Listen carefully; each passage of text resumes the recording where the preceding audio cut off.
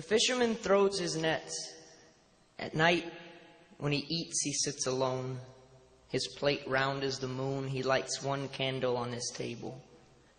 He cuts the fish with his fork and his knife, peeling back its skin like a bedsheet. Most mornings he wakes before the sun. For the fish, they don't sleep long. On some nights when he has been drinking heavily, he goes down to the rocks and he reads to the fish. He reads to them poems from books, poems about the human condition, about the muscles inside of him that question and quiver and shiver and sleep.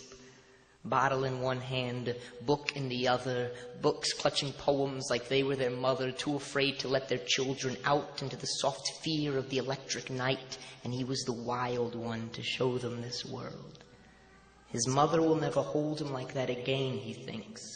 I'm too big.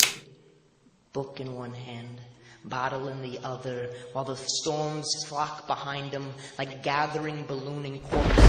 He screams these poems, screaming out the words like they were teeth he no longer needed or cared for. He slurs his screams like a drunk preacher cutting a rope, picking up poems like they were stones to fling at the foot of God's throne, hurling word after word after word, waiting for some door in some black cloud to open up, but nothing happens.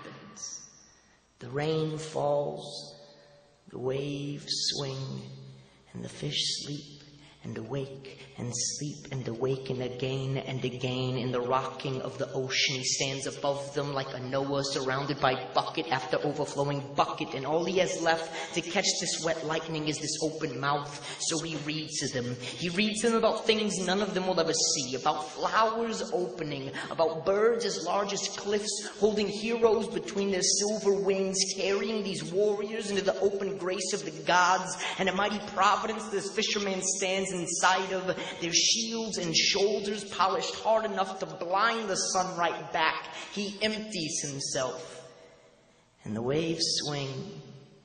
He goes home, falls into bed, sleeps all the next day.